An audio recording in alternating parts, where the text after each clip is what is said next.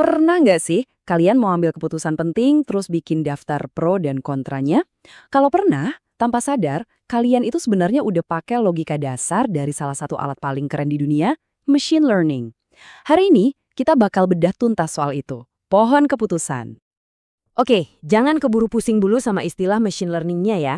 Gampangnya, pohon keputusan itu cuma diagram alir atau flowchart versi canggih.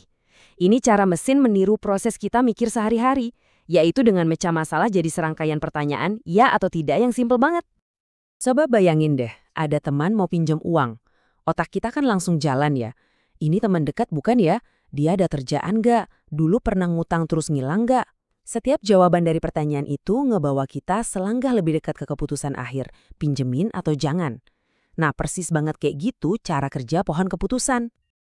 Buat kita manusia, ini gampang lah ya pakai intuisi. Kita kayak udah tahu aja pertanyaan mana yang paling penting. Tapi, gimana dengan mesin? Mesin kan nggak punya intuisi, nggak punya feeling. Terus, gimana caranya dia bisa tahu pertanyaan mana yang paling jitu buat ditanyain pertama kali?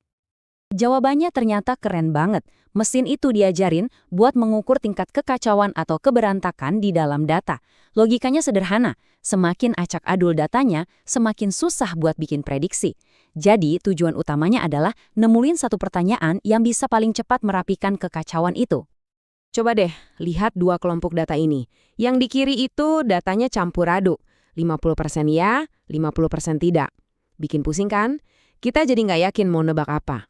Nah, bandingin sama yang di kanan, semuanya 100% ya. Rapi, jelas, dan gampang banget ditebak. Inilah bedanya data yang kacau sama data yang rapi. Nah, di dunia machine learning, tingkat kekacauan data ini ada istilah kerennya, yaitu entropi. Gampangnya, makin tinggi nilai entropi, artinya data kita makin acak adul. Kalau nilai entropi itu 1, itu artinya kekacauan total. Kondisi paling acak yang bisa terjadi. Persis kayak kita lempar koin, peluangnya 50-50. Kita sama sekali nggak bisa nebak hasilnya. 0 kekuatan prediksi. Sebaliknya, entropi 0 itu adalah kondisi keteraturan yang sempurna. Datanya murni, semuanya ngasih hasil yang sama. Nggak ada kejutan, nggak ada keraguan. Prediksi kita dijamin 100% akurat. Ini kondisi ideal yang kita cari. Jadi, misi utama si pohon keputusan ini adalah memilih pertanyaan yang bisa nurunin entropi paling drastis. Penurunan tingkat kekacauan ini secara teknis disebut sebagai information gain atau perolehan informasi. Simpelnya, pertanyaan terbaik adalah pertanyaan yang ngasih kita kejelasan paling banyak. Oke, teorinya udah cukup, sekarang kita langsung praktek aja yuk. Kita bakal pakai contoh yang sederhana banget, nentuin apakah seorang mahasiswa itu layak dapat beasiswa atau enggak. Oke, di sini kita punya data dari 4 mahasiswa. Kita punya 2 info soal mereka. IPK-nya, tinggi atau rendah, dan apakah mereka aktif di organisasi. Nah, tujuan kita adalah memprediksi kolom yang paling kanan. Dapat beasiswa atau enggak? Sekarang, si mesin harus mikir nih, gue harus nanya yang mana dulu ya? Apakah IPK-nya tinggi, atau apakah dia aktif organisasi? Mana ya yang bisa ngasih information gain paling gede? Yuk kita coba bedah satu-satu.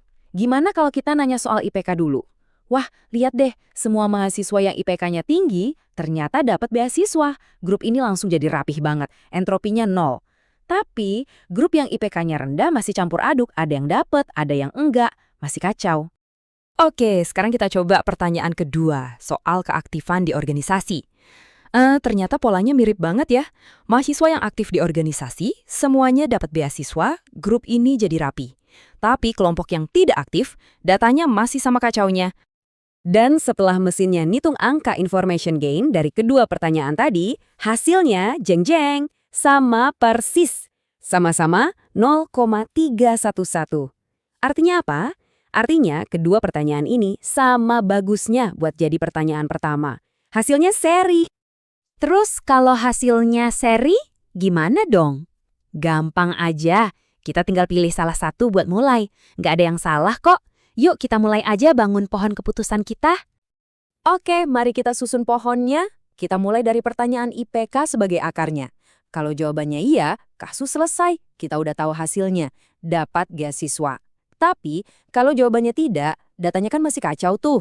Nah, di cabang inilah kita ajukan pertanyaan kedua kita, apakah aktif di organisasi? Dan pertanyaan ini langsung menyelesaikan sisa kebingungan yang ada, ngasih kita jawaban final buat semua kemungkinan. Dan voila, cuma dengan 2 pertanyaan simpel, kita udah berhasil ngebangun sebuah model yang bisa memprediksi kelayakan beasiswa secara otomatis. Inilah kerennya pohon keputusan. Dia bisa mengubah data yang kelihatannya rumit jadi aturan-aturan yang super jelas dan logis. Oke, dari tadi kan kita fokus memprediksi kategori kayak ya atau tidak, dapat atau tidak dapat. Tapi gimana kalau target yang mau kita tebak itu bukan kategori, tapi sebuah angka?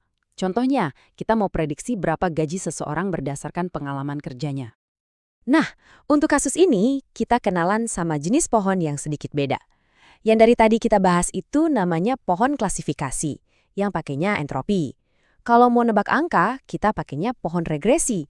Logikanya sama persis, tapi tujuannya bukan lagi misahin data jadi murni, tapi ngumpulin data yang punya nilai angka mirip-mirip. Jadi, cara kerjanya gimana? Kalau di pohon klasifikasi, keputusan akhirnya diambil dari suara mayoritas. Di pohon regresi, ini lebih simpel lagi. Kita tinggal ambil nilai rata-ratanya. Misalnya nih ya, di ujung cabang ada 3 orang dengan gaji 5 juta, 6 juta, dan 7 juta.